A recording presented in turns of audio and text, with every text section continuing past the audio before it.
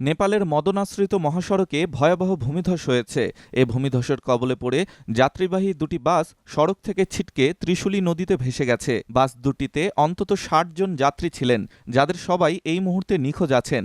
বৃহস্পতিবার স্থানীয় সময় রাত ৩:৩০টার দিকে মধ্য নেপালের নারায়ণঘাট মুগলিং সড়ক সেকশনের শিমলতালে এ দুর্ঘটনা ঘটে। চিতওয়ানের মুখ্য জেলা আধিকারিক ইন্দ্রদেব যাদবের মতে, রাজধানী থেকে গৌড় যাওয়ার পথে কাঠমান্ডুগামী অ্যাঞ্জেল ডিলাক্স এবং গণপতি ডিলাক্স নামের দুটি যাত্রীবাহী বাস বৃহস্পতিবার স্থানীয় সময় রাত ৩:৩০টার দিকে দুর্ঘটনার কবলে পড়ে। নেপাল পুলিশ এবং সশস্ত্র পুলিশ বাহিনীর কর্মীরা উদ্ধার অভিযানের জন্য ঘটনাস্থলে পৌঁছেছে। তবে অবিরাম বৃষ্টি ও প্রবল পানির প্রবাহের কারণে অনুসন্ধান ও উদ্ধার অভিযানে সমস্যা হচ্ছে। পুলিশ সুপার ভাবেশ রিমাল জানান, কাঠমান্ডুগামী বাসটিতে ২৪ জন এবং অন্যটিতে ৪১ জন ছিলেন। গণপতি ডিলাক্সের ৩ যাত্রী গাড়ি থেকে লাফ দিয়ে বের হতে সক্ষম হন।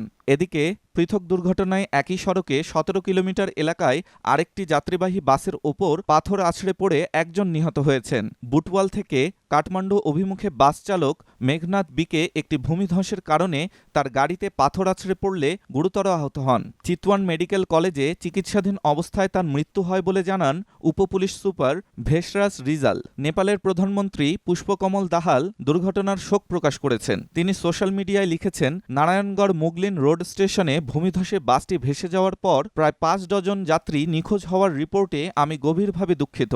আমি সরকারের সকল সংস্থাকে যাত্রীদের সন্ধান ও নিরাপদে উদ্ধারের নির্দেশ দিচ্ছি। নেপালে বৃষ্টি ও খারাপ আবহাওয়ার কারণে কাঠমান্ডু থেকে ভরতপুরের সমস্ত ফ্লাইট পরবর্তী নির্দেশ না দেওয়া পর্যন্ত বাতিল করা হয়েছে। উল্লেখ্য, গত ৭ দিনে ৬২ জনের মৃত্যু এবং ৯০ জনের বেশি আহত হয়েছে। এর মধ্যে ভূমিধসে ৩৪ জনের মৃত্যু হয়েছে, বন্যায় ২৮ জন ভেসে গেছে।